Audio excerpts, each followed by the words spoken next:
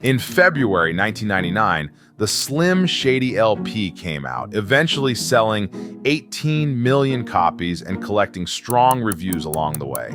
Yeah, well, it came out great. The album's amazing, and it's doing amazing. But that wasn't Eminem's biggest success. He was just getting started. I'll tell you, man, I'm really feeling the energy out here. You know, it's not like this. His real hits, like the Marshall Mathers LP, The Eminem Show, and the 8 Mile movie, were still coming, and they would make him a massive star, both artistically and commercially. Still, the Slim Shady LP was the one that put him on the map. It got him noticed, gave him confidence, and showed the world who he was. Back then, a white working-class rapper like him was weird, especially in a world of flashy, alpha male mainstream rappers. However, Eminem wasn't the first white rapper to hit the scene.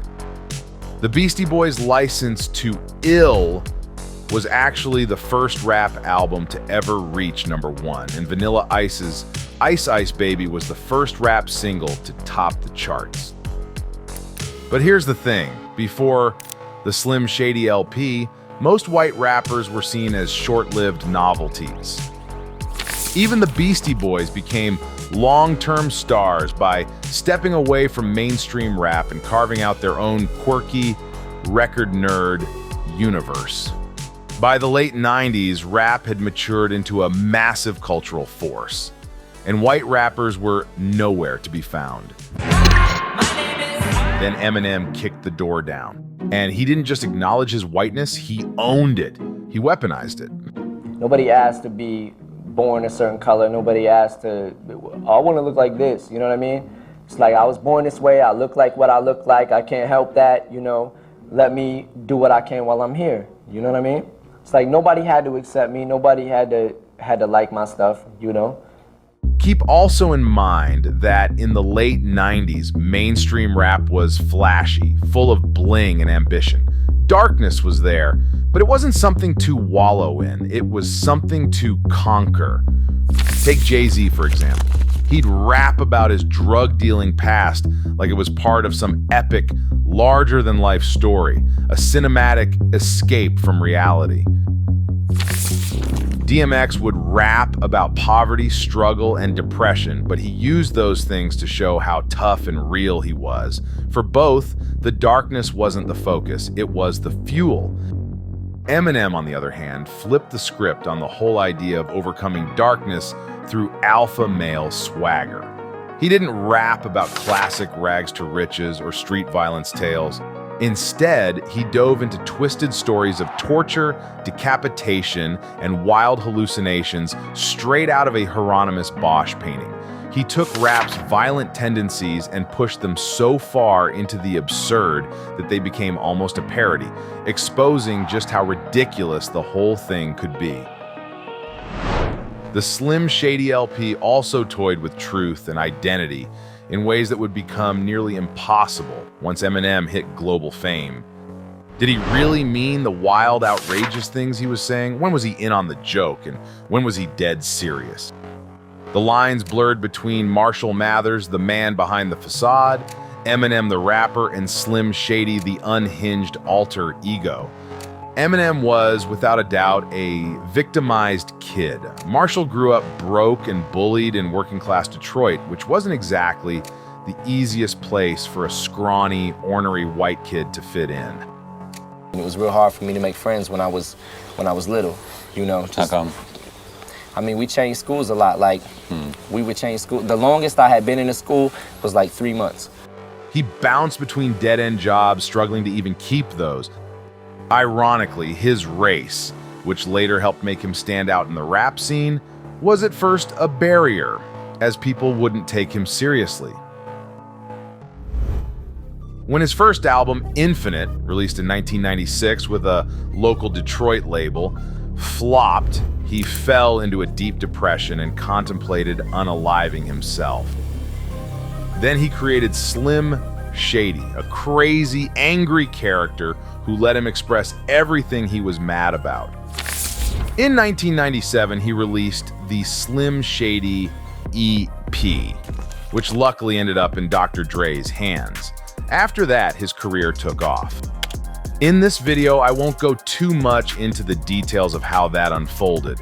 I have a 40 minutes Eminem's documentary on my channel that you can check out later.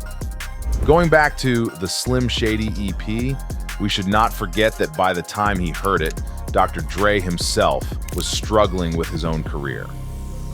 He'd been the first to jump ship from the sinking Death Row Records, the historic label he helped create, and his immediate attempts to rebrand himself flopped hard. I also have a 40 minutes Dre's documentary for more details on his life and career. But here's the thing, Dre's approval was everything for Eminem. If some major label had just thrown Eminem out into the wild without that support, he'd probably be dismissed as a gimmick. Dre's cosign made people stop and take notice. It wasn't just some white kid rapping, it was Dr. Dre's protege.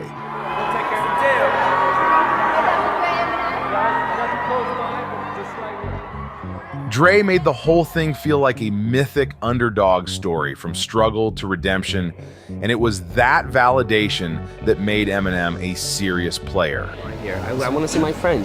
Hi. He's my friend. He's really my friend. He's pretending, but that's my friend.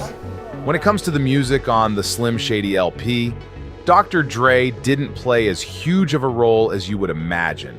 He produces just one song, My Name Is, and co-produces 2 more. And he only really raps on Guilty Conscience. How could you take advantage of it? Most of the production comes from Eminem and the Bass Brothers, with many beats recycled from his Slim Shady EP. But that's actually a good thing. This album doesn't sound like a typical late 90s major label rap album. It's raw and energetic, full of Detroit underground vibes, and that rough edge helped it stand out. I'll go into more details about the production in a moment. But let's be honest, more than the music, on the Slim Shady LP, it's the rapping that really blows you away. My mind, 24/7, aside from family stuff, obviously, is constantly thinking of ways to bend words, or I may, like, if I don't got paper, I'll write it on my hand or whatever. And sometimes when I fill up the hand, then I'll transfer it to paper. Sure, Eminem has become even more technically precise since it dropped. But to this day, some hardcore fans swear he's never written beats as perfectly as he did on that album. Eminem wasn't trying to mimic anyone else's style. If anything, he pushed his nasal white boy delivery to the extreme, making sure you knew he wasn't like the rest. His Michigan accent only cemented that, placing him in a very specific, gritty world. M's whole vibe was Midwestern no-hope life. Builder Square, cheap malls, raves, and dishwashing jobs. It was raw and real, a stark contrast to the flashy, glamorous side of rap. When I came out, I think maybe I gave people a voice, like, I don't know, maybe from the other side, like I represented the other side of the tracks. Like, here's this world, that you may not know about. And the people who lived in that world and knew what I was talking about, I think I gave them a voice. Long before Kanye was rapping about clocking in at the Gap, Eminem was already talking about flipping burgers at a dead-end job.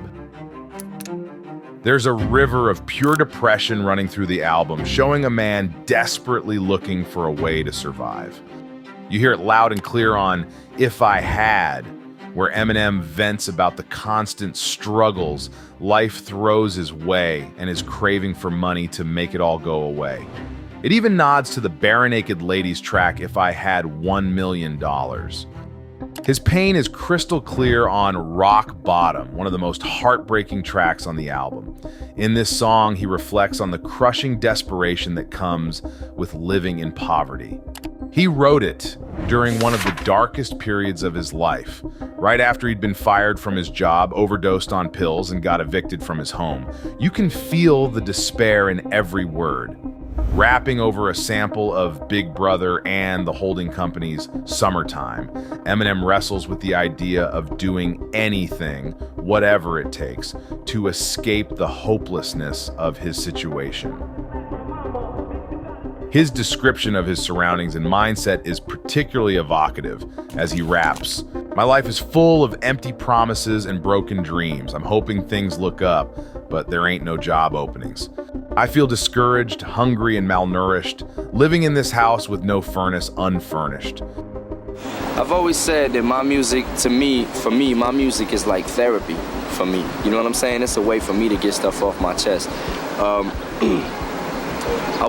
haven't always been pissed off. I haven't always been mad, you know. It just came to I feel like right now, it's just came to a boiling point for me. You know what I mean? I've been through so much stuff in my life that, you know, I kind of reached a point where I was just fed up, you know, and just got tired of it.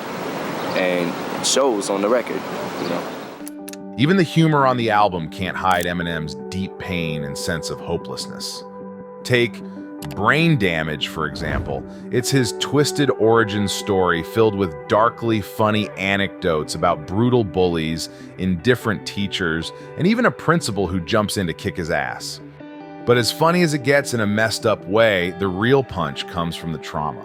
The bullying he endured in high school and his infamous toxic relationship with his mother.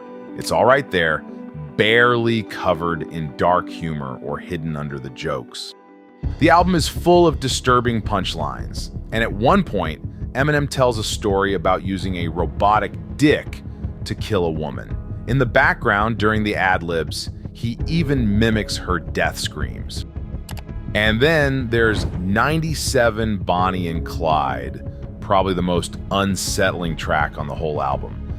In this one, Eminem explains to his daughter that it's no big deal he just killed her mom, and he baby talks her sweetly while he disposes of the body.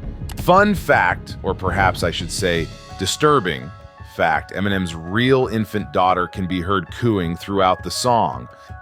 When he picked her up to record the bit, he told Kim, her mother, that they were just going to Chuck E. Cheese. Even Dr. Dre was hesitant about that track and its even darker follow-up, Kim, from the Marshall Mathers LP. In an interview with Rolling Stone, Dre admitted, "If I was her, I would have run when I heard that shit." But Eminem was truly funny, and that made a difference. It was strangely freeing to hear someone spend a whole album bragging about how pathetic and messed up they are. As mentioned earlier, even though Eminem's partnership with Dr. Dre has become a huge part of his career, Dre didn't do much production work on the Slim Shady LP.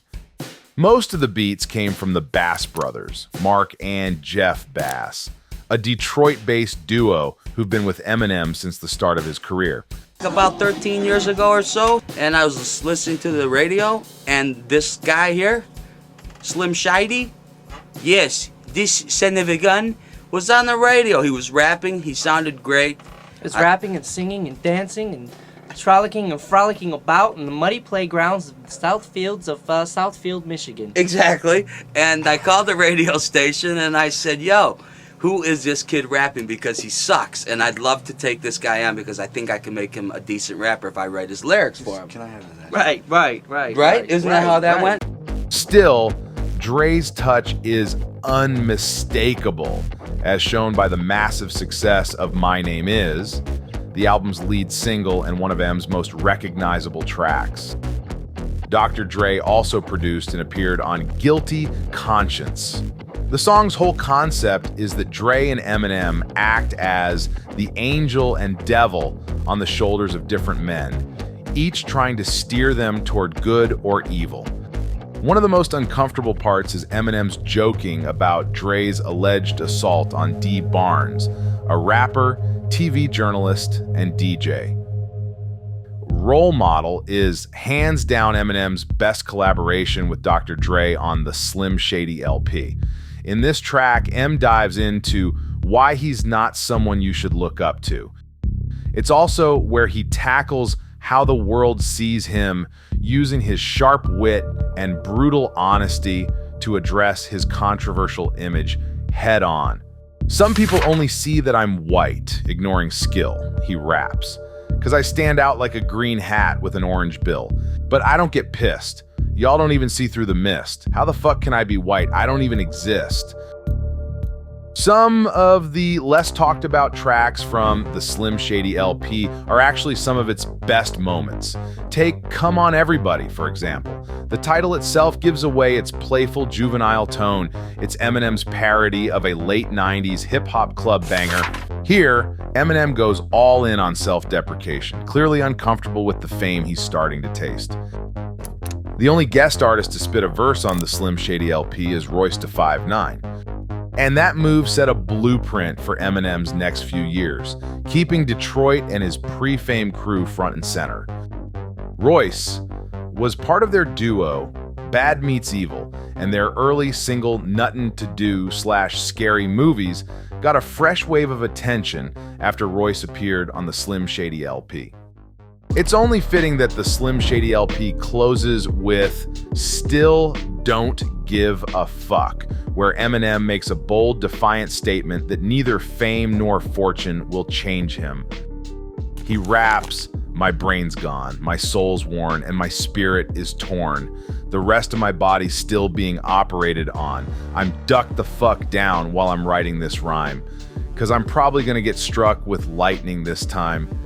After everything he's been through, Eminem comes out battered and bruised, but even more determined to stay true to himself no matter the cost. There's no doubt that the rap game changed forever in 1999 with the release of the Slim Shady LP. It was a wild, raw, and perfectly imperfect album, completely dominated by its blonde-haired, blue-eyed star, whose verbal skills were so sharp you just couldn't look away. That album blazed a trail that, even 2 decades later, no one has had the guts or the creativity to follow.